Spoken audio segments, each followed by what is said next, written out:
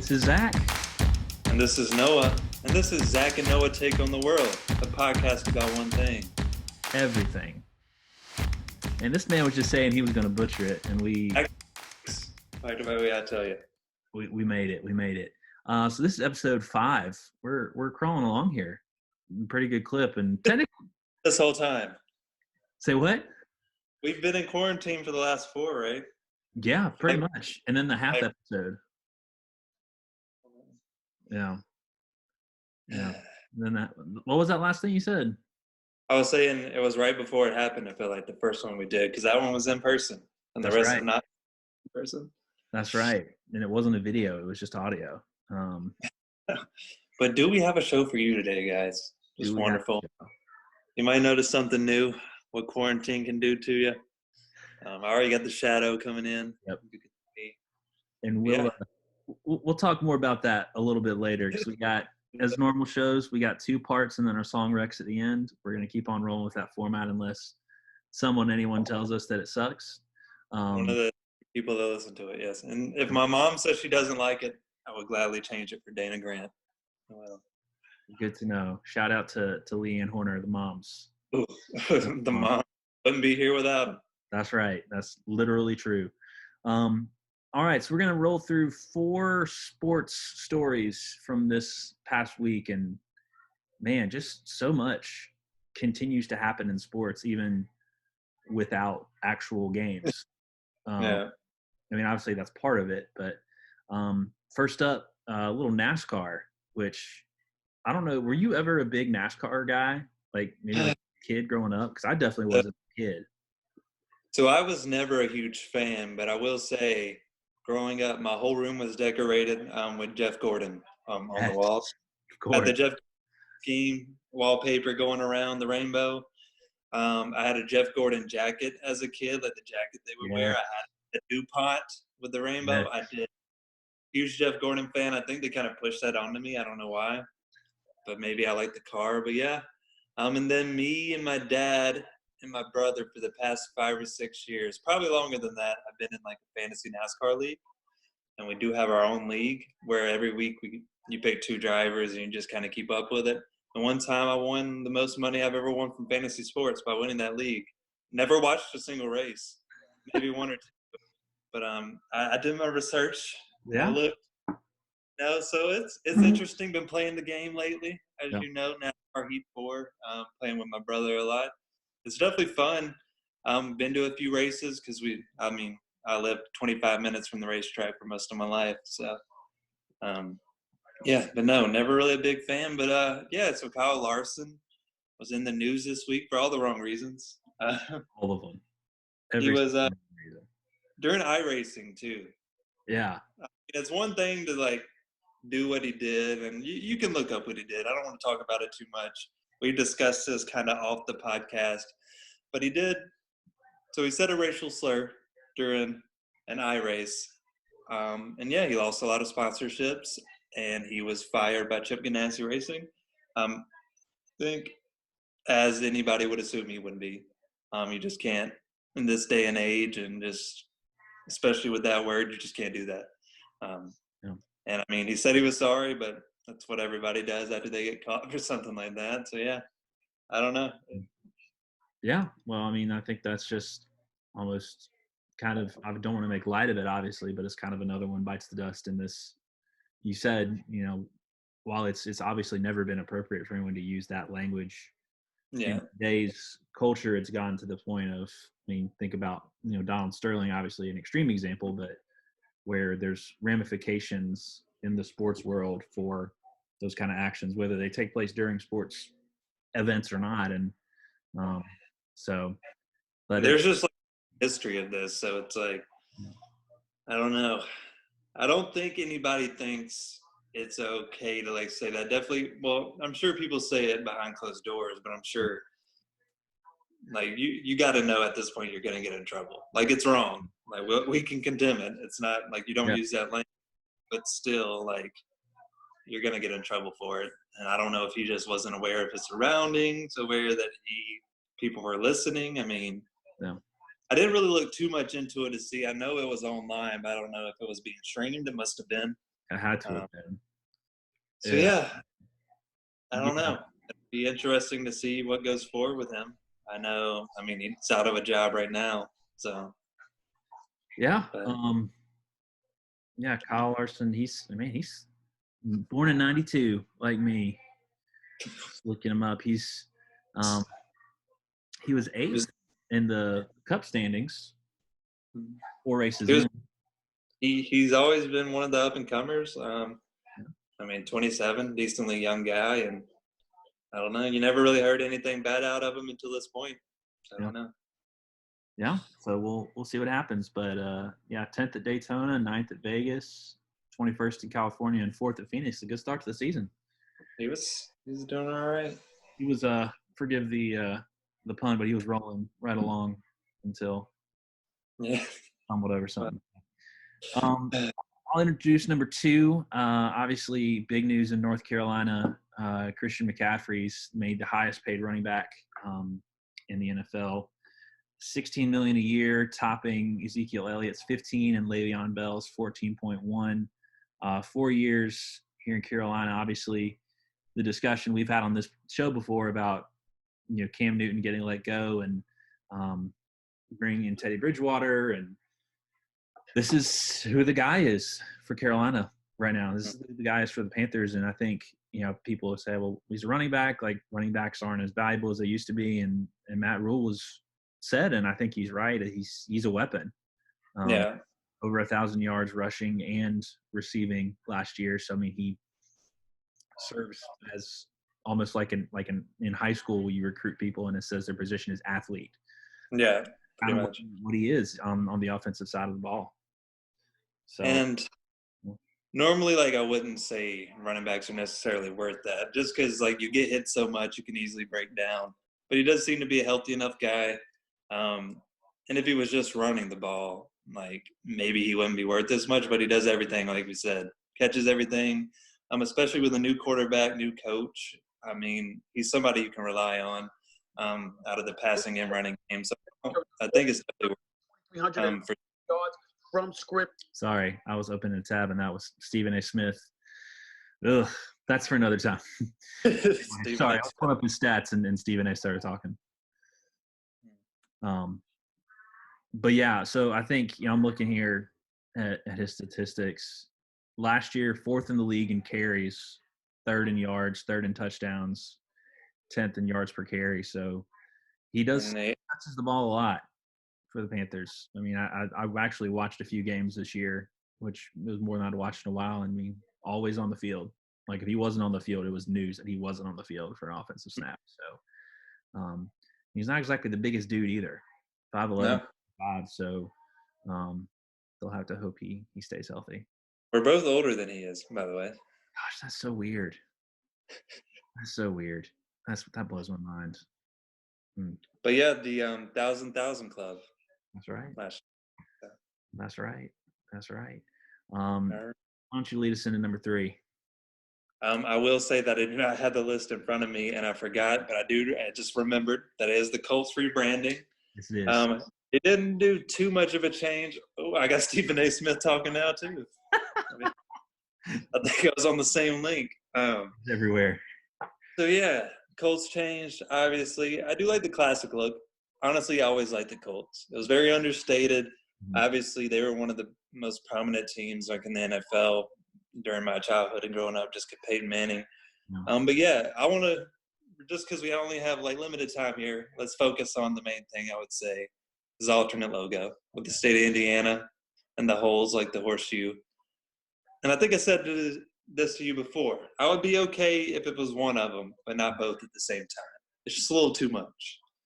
Yeah, I think that the C, with the, like you said, with the holes without the state, or with the state without the holes, is a little stronger. But I think, yeah, trying to shoehorn both of them in is a bit of a stretch. You don't see a ton of teams, do something with the state. Yeah. Especially like the shape, because a lot of state shapes are really strange. So it's unique to see that. So I like that. But I think I'd agree with you that the dots aren't totally necessary. I don't hate it. But I think it would be a little smoother, and you could. I think the dots distract from the state cut out a little bit. That's Definitely. my personal opinion. So we followed up on our jerseys from last week with one that we don't really hate, that we don't mind. We don't mind. Last bit of sports. Oh, go ahead. Oh, I was just gonna say, well, never mind. I was just rebutted online, but I was gonna say I always thought the Carolina Panthers was supposed to kind of be NC and South Carolina, the shape that they were both together, but apparently it's not. So let's just pass on that. Yeah, it's interesting. That's a whole other thing about Carolina Panthers supposed to be North Carolina and South Carolina's team that I never really got that impression until recently. Nobody, and that's what I feel like the Carolina Hurricanes as well. Like you just know you don't really think about South Carolina, which is a good thing. Yeah. At me, come at me, South Carolina. Bring it on. Myrtle Beach is cool sometimes when it's not crowded, but But yeah, you can lead in at number 4. Number 4. So we have talked about the WWE a few times, and we'll spend an entire episode on WWE at some point. This is something that you talked about watching a lot growing up, and I have paid attention to off and on throughout my adult years. A lot of layoffs. Obviously, was recently termed a essential business by the state of Florida. That's a whole other situation for another time. But with crowds not allowed in, and they had WrestleMania pre-taped and instead of live, and some layoffs among the names. Rusev had some great battles with John Cena, and then the recent really crappy, terrible, horrible thing with Bobby Lashley and Lana, just stupid. One of the worst storylines is probably I've been a fan. Recent memory, definitely in the past few years. It was so forced because that was when that happened was one of the times when I was watching a lot and we were kind of watching at the same time. Mm-hmm. And were you at my house when that happened? I feel like one of them at some point, because it's definitely ongoing for weeks and weeks. It was an ongoing. It went on way too long. Yeah, but it was just like, okay, because Rusev was a really great character when he was a heel and when he was doing the whole Russian hero thing, but just kind of wasted him when he came back. Zack Ryder, fan favorite. Gallows and Anderson, tag team that was working with AJ Styles. One-man band, Heath Slater. 24/7 champion over and over again, Drake Maverick. And then from backstage work, Kurt Angle. Obviously, storied career as a wrestler. So yeah, it's a lot of layoffs and no word on whether or not they'll be coming back when things get ready. But I think a lot of the guys they laid off didn't really have much of a place in the show anyways. The biggest names probably, Kurt Angle, even though he wasn't wrestling, but definitely Rusev, because he had a big following at one point. I think fans still loved him. They just didn't do much with him. He has a history of doing that. Yeah, but that's for another pod as well. We could do a whole podcast on a 2-part on our favorite things from WWE and our least favorite things from WWE. But least would have much more. Yeah, at this point, because the best part of WWE is the characters, and if they don't screw them up, basically, asking a lot. So, but that's for sports wrap up. They did pretty good. Probably more stuff happened. And honestly, I might do a quick browse right now just to see if there's anything we missed. I mean, I don't think so, though. We're chugging along. Got the NFL draft not too long. Von Miller has the coronavirus. I don't know if you saw that. And somebody else did as well. I feel bad for not remembering his name. It was Brian Miller or something like that. He was a center. I'm not sure. Yeah, there's a lot of the sports names that are either have it or deal with it. There's quite a few in Europe a few weeks ago. So, I mean, I'm looking at ESPN. The biggest thing is this Michael Jordan documentary that's coming out, which is going to be amazing, I'm sure. Have to find some time to watch that. But until then, we've got something to talk about. It's called Mustaches. So Noah, tell us why you went mustache. I got bored, to be honest. And I was like, what's something I could do right now? And you got to think, we can't go anywhere or be out in public, really. So if it was terrible, really nobody would have to see me. Yeah. So it's the time to take chances with your facial hair and appearance. And hey, I just went for it. I can say it's not the worst look I've ever had. And I feel with a little stubble, it's definitely a little bit better. You know, I look like a young Burt Reynolds, as I say, who we might talk about a little bit more. But yeah, Tom Selleck, Burt Reynolds, that's what I told myself. Be That's called Freddie Mercury by a few friends. Early on, it was Freddie Mercury. But yeah. But that leads us to our topic today, though. yeah, and we're gonna talk about the best mustaches that we've seen. And as you were talking about the stubble coming in, it reminded me of Sewage Joe from Parks and Rec. Oh no, that is me right now. I'm a kid. Gotta get out of here now. Which, if you know, Sewage Joe is a not a great, fun, kind character from Parks and Recreation. But, anyways, on the topic of Parks and Recreation, I will start since my number one is from Parks and Recreation. Ron Swanson from Parks and Recreation. Offerman.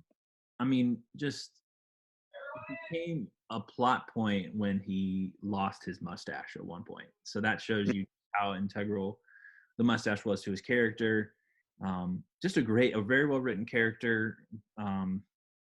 Real funny. Nick Offerman's great. And I want to, as we mentioned that, I want to give also the man grows a great beard, full beard as well. Does.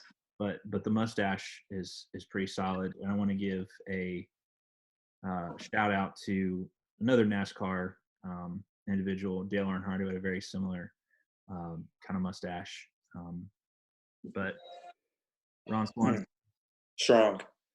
it's just a strong, solid. You got to pull the hair back a little bit, but the brown, real strong, real manly, manly kind of mustache. So that's my number. Maybe one. the best sitcom mustache, you would say. Yeah. Maybe of all time. There's years and years of sitcoms, but hey, and I've probably only seen ones after 2000. Yeah, Still. me too. It's pretty good. It's pretty good. All right.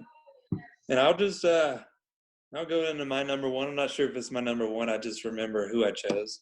Right. But we'll go with MLB pitcher Raleigh Fingers. I didn't have to look this up before because I already knew about this man. Just because if you know mustaches, you gotta know Raleigh Fingers. And I'll show a picture real quick. And if I that got was cool, I was green. Oh, he's got it. But the twirl. And even as he was older, he had it. I don't know if you have an older picture, but even with gray hair, I think he's in his 70s now, the man still had it. There's not really much you could say about it. It's just immaculate. Obviously, it took some grooming before each game.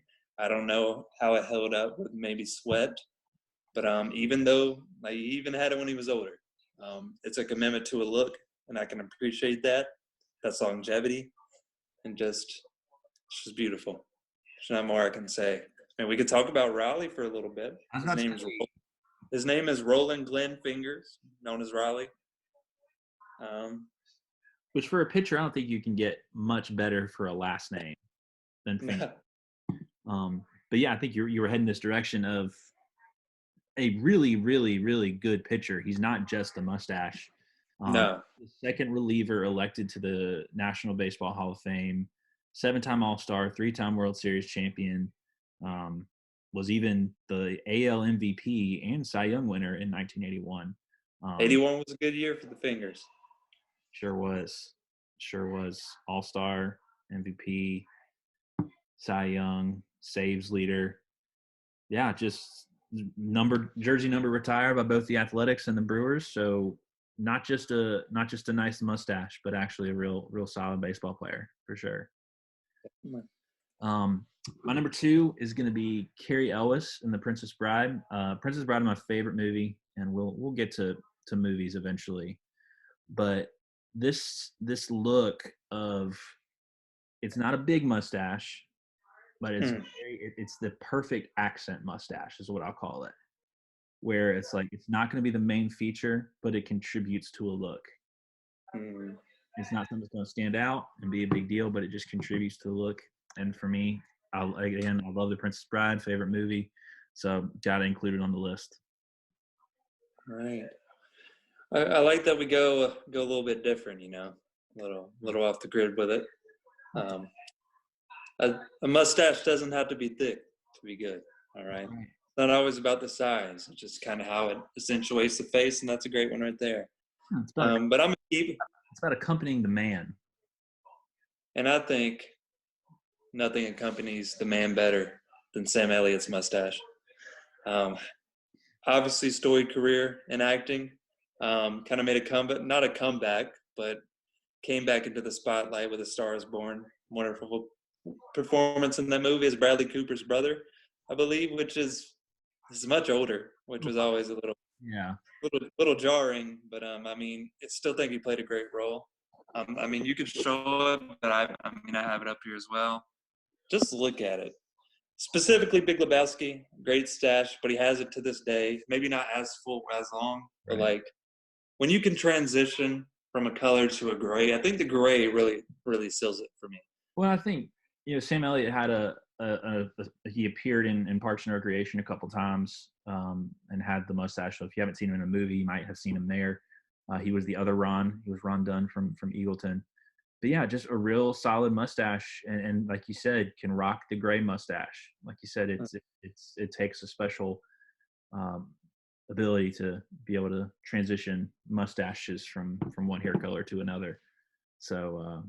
And once again, it's kind of like Raleigh Fingers, not just the mustache, but also just a great actor as well. That's right. Star Is Born, Roadhouse, Big Lebowski. There's plenty more. He's done stuff recently as well. Yeah, but, he's in a lot of stuff, and got a Academy Award nomination, 2 Golden Globe nominations. No wins, but obviously he's been around a long time. Right. So who is your final on the most important list we've ever done? This man right here, Steve Harvey, which I know that can evoke different things in different people. Obviously, was it Miss America, Miss USA a couple years? One of them. I get them all confused because there's so many of them. Where he read the wrong name, but if you ever get bored and want to, kill some time, watch Family Feud clips where people give dumb answers. Like his responses are fantastic. His reactions are fantastic. So he's a funny guy, great mustache. Just kind of, again, that kind of accentuates the man and gives a feature to the man to who they are. Definitely. I think for my last one, I kind of went with just iconic mustaches, I believe. But it's also because I just kind of grew up with them. Let's give a nod. I kind of forgot when thinking about this list that he did pass away. I definitely remember that in 2018.